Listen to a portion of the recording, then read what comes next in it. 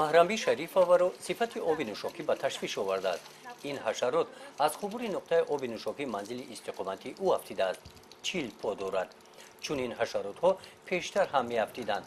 дар ин хусус ба корхонаи об таъминкунанда борҳо шикоят намуда муроҷиати ӯ бенатиҷа мондааст. اول میگن که ما عبور خلور میزنیم چی فکر من امیر در مو چی مجلس گفتم در سمینار رفتم که همین عبور رفتم چی اوبن بورا رفتم توزه نمیکنین شما خلور نمیزنین برای که نمی تمام نمی خیلی شلوک نه کریمای سفید چند تا با یکم برده سیمو چندین مرتبه زور ما میبینیم در او گفتم همونجا ما رفتم که شما نه یکم بر مراجعت کردین برای کانال چی کردین و نه امو یکم چیزی نمی خیلی دارین این خیلی دکتری است و چی که مقصد که شما نشون داده دارین که امورا ما چی کنیم بگم که خیلی شما یکم دیدین آورده نشون داده تا نشون دادیم ما گفتم خیلی ما چی بداریم که چی کردگی در مقصد نشون داد باشه خیلی باشه این با این صفحه این بگید نماز شما چی کردگی ما میخوایم که همین عبور را توزه کنن عبور را توزه کنن خلار بزنن خلال بزنن گفتی اپو که همه کسالی هایی که در می چی تمام گلاب ها هست کیرم چیز پیدا میشه حسابی چی میشه حسابی آب میشه аз чунин муносибат маҳрамбӣ ба бисёр истеъмолкунандагони оби нӯшокӣ дар шаҳри киҳулбуг ва корхонаи об таъминкунанда дигар бовар намекарданд. аз ин истеъмолкунандагон ва ҳамкорхона зарар медиданд. من خواستم که چی با کانال چی کنم بودن نشون بدم که نمی چیزی نشون دادی من شوه که من وقتی که من گفتم در چیزی سمینار که امی گفتم همون رو باورم نکردن و در کانال گفت که من خوبچه قطعی میارم ترا نشون میدم خوبچه قطعی چرا میریزم ما خلورا چی کرده که بعد اینا با اینا هفته هم نگذاشتن با همین خیلی با همین چیزای حشراتایی که бо мақсади мустаҳкам намудани боварӣ байни ҷомеа ва таъминкунандагони оби нӯшокӣ беҳтаргардонии ҳисободиҳии ҷамъиятӣ дар соҳаи таъминоти оби нӯшокӣ дар тоҷикистон бо дастгирии ташкилоти байналмилалии оксфам ва дастгирии бонки ҷаҳонӣ дар 5 доҳияи тоҷикистон назди корхонаи об таъминкунанда шӯрои машваратии ҷамъиятӣ ташкилоти ҷамъиятӣ ташкил гардид. дар шаҳри киҳулбуг аксарияти аъзоёни шӯрои ҷамъиятиро занон ташкил медиҳанд. аъзоёни шӯрои ҷамъиятӣ оиди хизматрасонии корхонаи об таъминкунанда бо сокинон дар кӯчаву маҳаллаҳо суҳбат менамоянд. тариқи корнизард оиди хизматрасонӣ ба корхонаи об таъминкунӣ баҳо мегузоранд. шӯрои ҷамъиятӣ маҷлисҳои худро бо иштироки кормандони идораи об таъминкунанда доир менамоянд. мо дар яке аз маҷлисҳои шӯрои ҷамъиятӣ дар шаҳри киҳулбуг иштирок намудем. маҳрамби шарифова дар ин маҷлис вазъи мушкилоти оби нӯшокӣ дар маҳаллаашонро гап зад. кормандори корхонаи фаҳрии давлатии оби нӯшокӣ дар шаҳри киҳулбуг арзи баён намудаи маҳрамбиро қайд намуда гуфтанд ки дар пайи ҳалли он мегарданд. ҳамин тавр маҷлисҳои шӯрои ҷамъиятӣ мунтазам баргузор мегарданд. дар ин маҷлис иштирок кардем инҷа раисои маҳаллаҳо буданд хаймани оксфам буданд. در این مجلس ما فهمیدیم که درباره نوشاکی آب درباره چی نرخنامه‌های آب گپ زدن. خیلی ما از چیزی اکسفام خیلی ما نداریم از چیزی برای آب تامین کنیشون نداریم لیکن همین چیزای شما خلور زنن خیر که در چی اجماع‌ها آب می‌نوشن کودک‌ها در همین چی کردگی خیلی ما سعی خودمون میگذارونیم در چی در همین اکسفام و در کانال که ما مینداری خود رو بیان میکنیم در اینجا. یکی همیشه جمعیت خوبه. خیلی نقصتره بیشتر شاید با خوبتر میشود. تشکیلات‌های جمعیتی نه تنها در ساحه آبی نوشاکی همچنین در همه ساحه‌های حیات وابسته به فعالیت آدمان سطح فهمیشی آنها تشکیل شده فعالیت می‌نمایند. تشکیلات جمعیتی اصلا ایتیود جمعیتی میشه. تشکیلات جمعیتی شهروندان میتونن که تشکیل برای تأسیس دادن تشکیلات جمعیتی 3 نفر شهروندان که همچون مؤسس میخوان یک جای شده فکر عقیده های خود رو پیشنهاد نموده برای در آینده یعنی در سمت فعالیت نمودن کارشون طبق آیین‌نامه یعنی آیین‌نامه ترتیب میتن آیین‌نامه را در وزارت عدلیه و نمایندگی آنها در مقامات پایانی یعنی با قید گرفته میتونن سمت فعالیت خودشون رو چیزی که در آیین‌نامه یعنی که درج گشته است از حسابی یعنی نامه خود فعالیت خود رو ادامه دهند. شهروندان 18 ساله یعنی از 18 ساله میتونن تشکیلات جمعیتی همچون عضویت اعضای تشکیلات جمعیتی باشند. ارگان تشکیلات جمعیتی یعنی مجلسی عالی تشکیلات می باشد که شهروندان در اساس همون مجلس تشکیلات خود رو تنظیم و در اساس همون میتونن که با تشکیلات خود رو برهم دهند. در ناحیه وسیع اگر شورای جمعیتی سال چهارم فعالیتش باشد، تشکیلات جمعیتی دنیای امید فعالیتش پیش از آن به قید گرفته شد.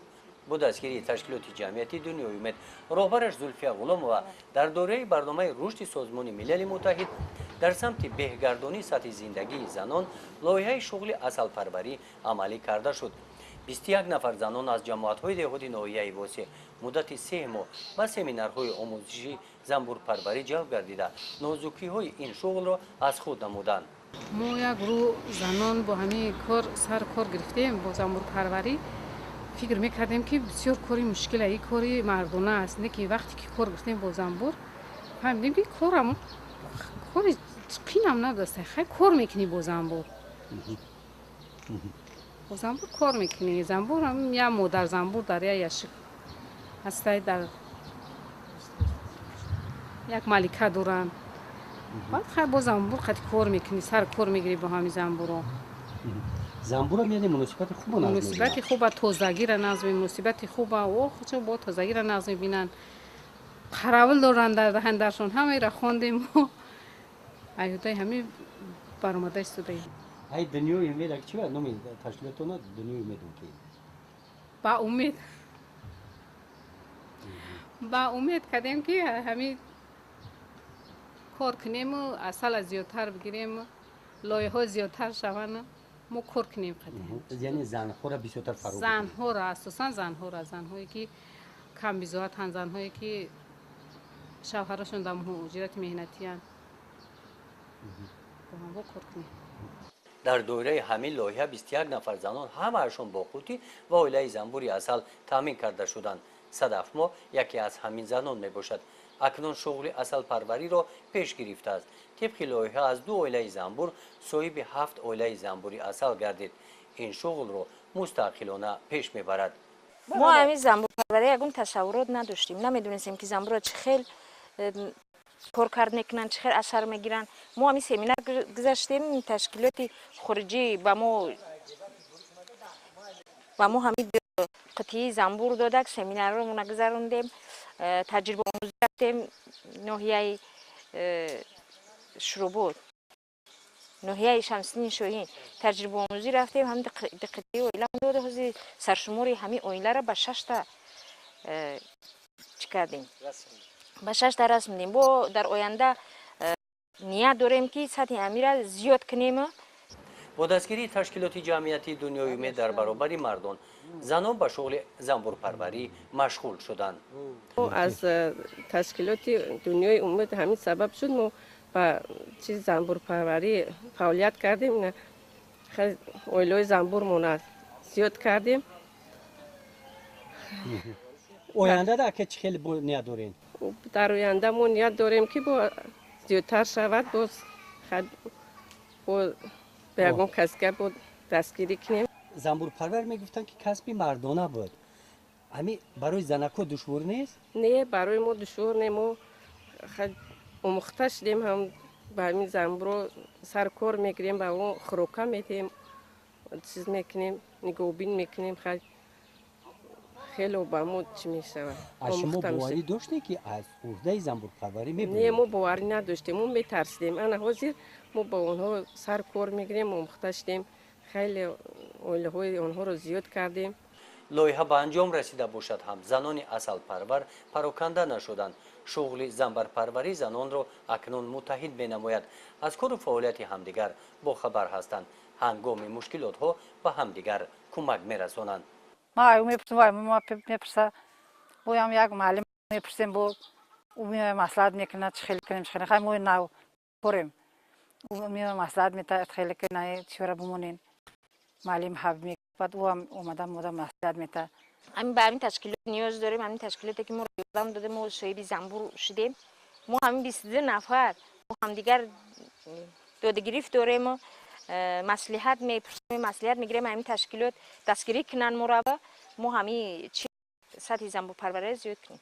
در کور ما دائمی برای نمی کم بزیادتا و یا برای بهبودی خلق زیاد کردن با امر آدم یاد دادن خودت کنچکاده بعد با آدم یاد بده میگه چی کنن زنبور کنن حرکت میکنیم که در بیست زمین چی کار کردن در کور سطح زنبور رو زیاد میکنیم کور باشه لایه ها باشه با کور میکنیم با لایه ها.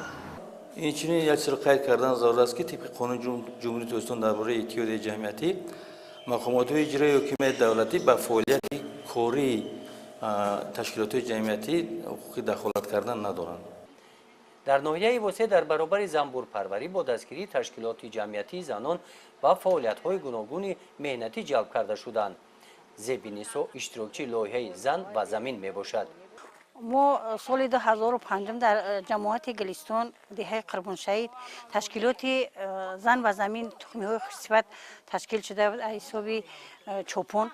ما در گروه های خود در هر یک گروه زنانمون نه کمتر 10-15 زن داشتیم و رفته همین زنها مثال همون تخمی که ما صرف کردیم ما را تخمیش دادن کارتشکا پیوز کارتشکا جواری مکه دادن ما خوجگی های مثال بالایوقه که به قدر مهنت میرسد تقسیم کردیم ما همو با بازگشت کردیم گرفتیم تخمیمون بازگشت کردیم با مثال زنهای کم بیزوات بدن یا که چی بدن با همو زنها دا با همو ویست زیاد شه تقسیم کردیم زنها را دستگیری کردیم که مثال در سطح همین زندگیشون بلندتر شود.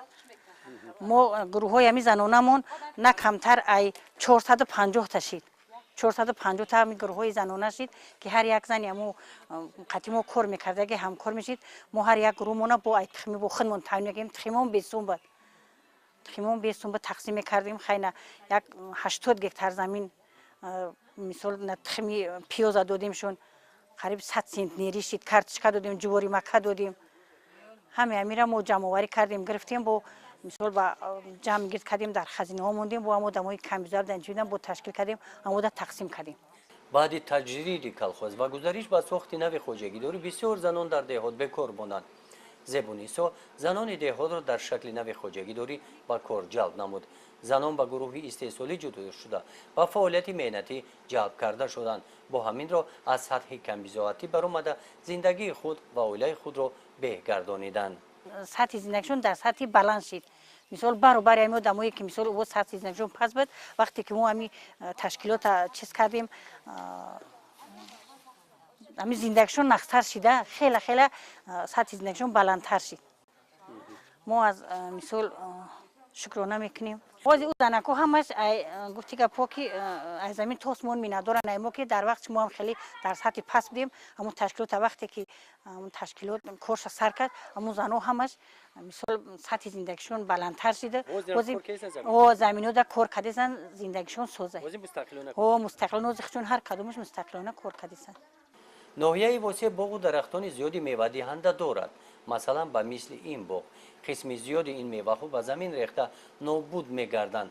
زبونیسو مقصد دارد که تشکیلات جمعیتی خود را وابسته به زمین تشکیل نموده گروه های زنانه تشکیل نماید با جلب زنان به کارهای جمع‌آوری میوگی ها و تیار نمودن شربت و مربا زنان بیکار را به این شغل جلب نماید. ما در کار هیچی ما امروز دیگه در خونه اگر بیستم میگم کار ندارم کسل میشم کار دبرم مدامو رو بیرم قطعی کلخوجی قطعی مثال زنها قطعی مادر هم صحبتم ما یک جهان خرسان میشم که قطعی مدامو هم صحبتم همون کسل مسال ما گم میکنم. در ناحیه وسیع تشکیلات های جمعیتی در سمت حقوقی هم فعالیت مینمایند. گلنورا کمالووا نماینده تشکیلات جمعیتی لیگ زنان حقوقشناس تاجیکستان در ناحیه وسیع فعالیت مینماید. هفته یک روز مراجعت زنان را شنیده و طور رایگان با آنها مصلحت‌های حقوقی می‌دهد. در ناحیه وسیع مرکز حقوقی عمل می‌کند که این از طرف تشکیلات جمعیتی لیگ زنان حقوقشناس جمهوری تاجیکستان تشکیل کرده شده است. در 5 تا ناحیه جمهوری ناحیه وخش، فرخار، کلوب، مومن‌آباد، ناحیه وسیع مقصد این تشکیلات با زنان فهماندن حقوقهایشان دسترسی زنان به زمین و بحث های اویلوی عموما چی مشکلاتی که در اویله می شود چی مشکلاتی که در حیات زندگی زنان می شود به همین تشکیلات مراجعت کرده وصیت های حقوقی میگیرند، یعنی حجت های آنها، یعنی عرضه اون چیزی که برای زنان در کار است به طریق رایگان، همه مصلحت ها حجت تیار کردن، همه اینها به طریق رایگان به زنان خدمت رسانیده می شوند. ما سال گذشته من همچون حقوقشناس مرکزی حقوقی در سال 2017 با یک جایه با کمیته کار با زنان ناحیه در 52 دهه های ناحیه با زنان آخری ها گذراندیم، از مشکلات و از زندگی آنها برخوردار شدیم و اون چی که از دست تمامی با آنها یاری رساندیم. عرضه ها برای گرفتن قطعه زمین، عرضه ها برای گرفتن سهم زمین، اون چیزی که از طرف ما یاردم در کار بود، یعنی که دستیاری به آنها رسانیدیم. در دهه قربان شهید 2-3 نفر زنها صاحب سهم زمین شدند. در جماعت عبدی عوض دهه گلاباد 2-3 نفر زنها صاحب سهم زمین شدند. خلاصه در یک چند جماعت های ناحیه در دهه ها زنها صاحب سهم زمینشان شدند. باز ما حرکت کردیم که زنها برای گرفتن یک قطعه زمین برای ساختمان خانه، زنهایی که در حقیقت احتیاجمندند و معیوبان و آنهایی که یاردم کردن در کاران با آنها ما عریضه ها نوشتیم و آنها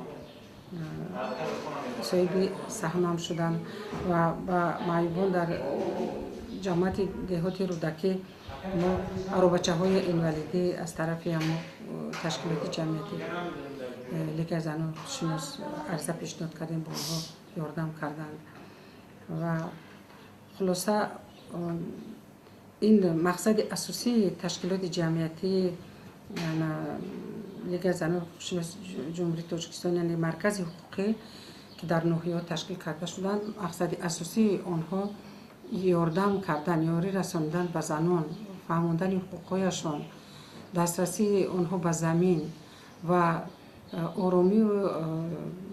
آرامی و یک احترامی زندگی آنها در عائله، یعنی باز تربیت فرزند عموما همه پهلوهای زندگی رو در بر میگیرند. مراجعت کنندگان بسیارن؟ خیلی بسیارن مراجعت کنندگان. ما هم روزهای پیشتر این برنامه پره بود، ما 4-5 روز کاری داشتیم، هم به دهه ها می رفتیم و هم حالا این برنامه کمتر است. ما روزهای شنبه در کمیته کار با زنان ناحیه با همراهی کارمندان آنها یک جای قبول میکنیم. زنها را هستند در حقیقت زنهایی که بحث های اولوی دارند، بحث های طلاق دارند، بحث های زمین دارند. عموما اون چی که در زندگی آنها مشکلات است با ما مراجعت میکنند. اندیشه شما قطعی فعالیت همین تشکیلات جمعیتی همین گونه تشکیلات جمعیتی با منفعت جامعه است؟ در حقیقت من فکر میکنم که بخصوص ناحیه ما یکی از ناحیه‌های کلانترین جمهوری است. چه بگم، شماره زنان نسبت مردها خیلی زیاد هستند و در حقیقت در بین زنان بسیار پرابلم هایی هستند که فقط با زنها آنها درد دل خود را گفته میتوانند و ما از بس که وظیفه ما به طریق رایگان با آنها خدمت رسانی است و ما مراجعت میکنند و فکر میکنم در آینده این تشکیلات خیلی لازم است. این تشکیلات که از طرف اکسفام برنامه سازی می شود، این تشکیلات از طرف اکسفام یعنی که عملی کرده می شود، من فکر میکنم که با منفعت مردم ناحیه خیلی لازم است. ما یک یاردمچه در حقیقت برای فهمیدن حال و احوال مردم با آنها دستیاری رساندن از جهت حقوقی، همین چیز به خیالم که خیلی لازم است و برای در آینده فهمیدن حقوقهای زنان، یعنی که دسترسی آنها به زمین برای بهبودی زندگی آنها خیلی فایده‌آور است. تشکیلات‌های جمعیتی همین طرح فعالیت خود را طبق قانون‌های عمل کننده جمهوری تاجیکستان پیش برده از روی لایحه‌های معین که به منفعت جامعه روانه گردیده است کار می‌کنند. محرم شریفова و دیگر زنان در قطار مردان برابر حقوق بوده عضو جامعه هستند. در مجلس‌های شورای جمعیتی در حل مشکلاتی جای داشته آنها اندیشه خود را آزادانه بیان نموده برای حل مشکلات جامعه در پیشروی آن سهم خود را می‌گذارند.